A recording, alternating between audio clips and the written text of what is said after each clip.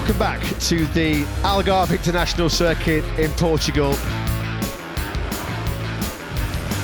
Joan Mir has now just moved up into second place. Joan Mir, no dramas for him, he's going into Q2. We've not had a Suzuki on pole position in MotoGP since a late Espargaro at the Circuit de Barcelona, Catalunya, nearly 7 years ago now, back in 2015. Here comes Mir. Is he taking a surprise pole position here in Portimao? At the moment he does. A 1:42.198. Great job by the Suzuki star. Can he hold on then to his first pole position in MotoGP?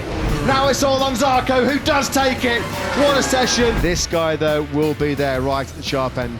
No question. His best qualifying result in MotoGP. Marco Bezzecchi late on as well, got in a 1:51.591. Don't discount Marco Bezzecchi in Q2 for maybe a dark horse shot at the front row here today. Marquez then, Alex, the younger of the famous Marquez siblings, drops down the hill, and he does indeed take top spot back in this Q2 session. Marquez leads with a 1:43.774, and right now, with Valentino Rossi watching trackside, both of his VR46 men, Marco Bezzecchi and Luca Marini, on the front row in second and third. Factory Ducati hopes for pole position here in Portimao rests firmly on the shoulders of this man, Jack Miller. We knew that Miller, in these kind of rapidly drying conditions, the track's still scattered with a few damp patches, Miller was going to go gung-ho, he was going to go all in. You knew he was going to be a contender for pole position. That's exactly as it's panning out right now. We're all eyes on this man, Jack Miller. He drops down through turn number 15. Zarco goes fourth. That was close to the front row from the Pramac Ducati man. Here comes Miller, though. Up the inside of Miguel Oliveira, it's good enough for third place. The former Pramac Ducati man, he does break Pramac Ducati hearts.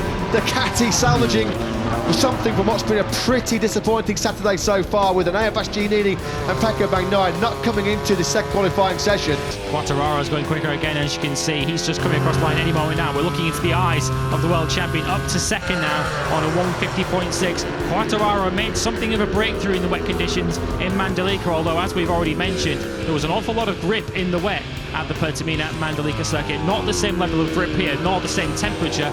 Quartararo, that will be a serious boost to the world champion's confidence. Great job by Fabio Quartararo as well, after his problems in the rain conditions yesterday.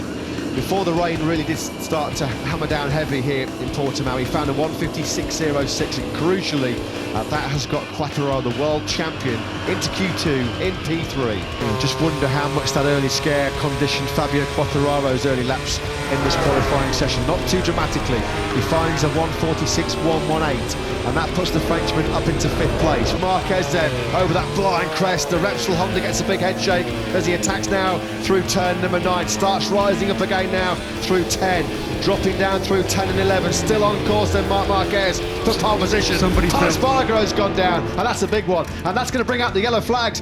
Could this be a crash for a Repsol Honda, denying Marc Marquez, a Repsol Honda man, pole position here in Portimao? He had a massive crash there. Marc Marquez, his heart will now sink if he's seen it. Of course, he's leaning over to the right-hand side. Will he have seen Pol Espargaro and the yellow flags? Because Marc Marquez comes over the line now. Marc Marquez on pole position, but surely that lap's going for the yellow flag. It looks like it's a crash from a Repsol Honda rider, which will cost Marc Marquez pole position. Remy Gardner also, another rider that's out there on the slick. So at the moment, oh! Big high side at turn 9 for Remy Gardner. The teams would have seen what happened there to Remy Gardner. He wasn't really pushing hard, he was just trying to build up speed, build up feeling, and assess the grip levels, and he just got that rear tyre on that wet patch.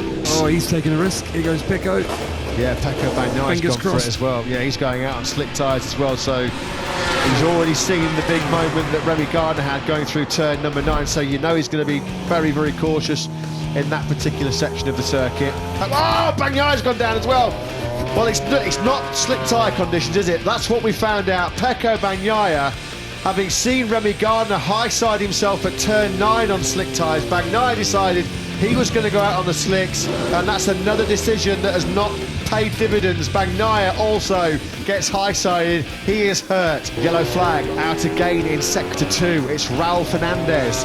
Oh, it's the World Championship leader, Anea Bastianini. You could hear the scrape marks in our headset. Another rider that's out there on slick tyres. The Gresini Ducati man. This is turning into a Saturday shocker for Ducati. Their World Championship leader, Anea Bastianini, has crashed out in the final seconds of this Q1 session.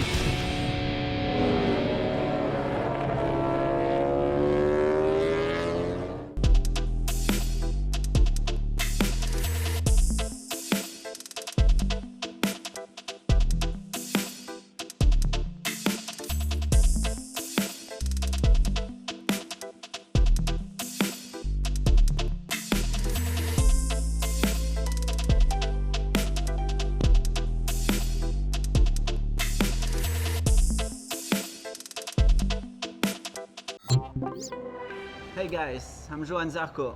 Make sure you give us some likes and subscribe for more.